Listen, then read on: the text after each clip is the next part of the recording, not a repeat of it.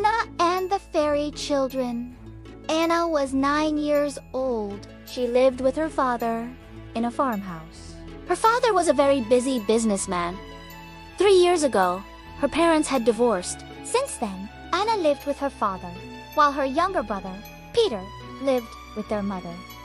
Anna missed Peter terribly. She wanted to play with him, laugh with him, and share her days with him. But because of her parents' busy lives, the two siblings rarely saw each other.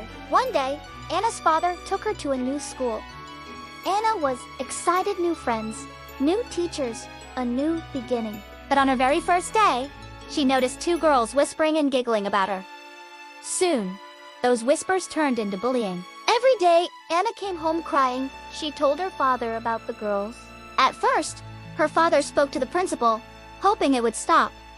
But instead, the girls bullied Anna even more. When Anna begged to leave the school, her father scolded her, thinking she was making excuses.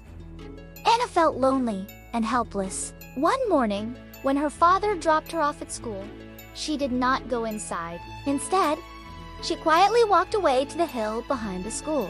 There, under a huge old tree, Anna sat and cried. Suddenly, a pure white rabbit appeared.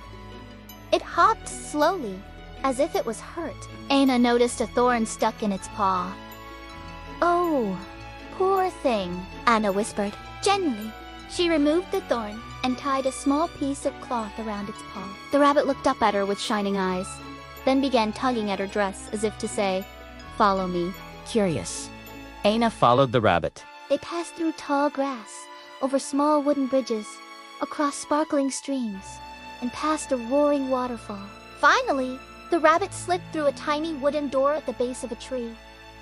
Anna stood there, unsure. Suddenly, right beside it, a larger door appeared and swung open for her. Bright golden light poured out. Though a little frightened, Anna stepped inside. What she saw took her breath.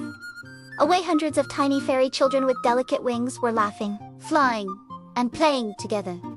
They looked like drops of light floating in the air. "Hello, Anna," one of them called. "Come and play with us." And so she did. For the first time in many days, Anna forgot her sadness. She laughed, played, and danced with the fairy children. From then on, she often skipped school to visit their magical kingdom. But one day, the principal called Anna's father. Angry, he scolded her. "No more skipping school, Anna. You must be serious." The next day, Anna went to school again. The bullies tormented her once more. At the end of the day, she ran to the fairy kingdom, tears rolling down her cheeks.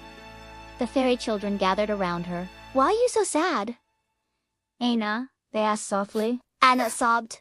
"I don't want to be alone anymore. I miss my brother Peter. I want to live with him." The fairies thought for a moment. Then they said, "Write down your feelings, Anna. We will take your letter to your mother." Anna wrote about her sadness, her longing for Peter, and how lonely she felt without him. The fairies carried the letter to her mother. When her mother read it, her eyes filled with tears. She rushed to Anna's father and said, "Anna needs to be with me. She needs her brother." For a moment, Anna's father was silent. Then, with a heavy sigh, he nodded. "You are right. I was wrong. Let her go." At last, Anna was reunited with Peter. The siblings were overjoyed. They went to school together, played together, and laughed together every day. And sometimes, just sometimes, the fairy children came to visit them. They even carried Anna and Peter on their tiny wings back to the magical kingdom, where the two siblings could play among the fairies in a land filled with light and laughter.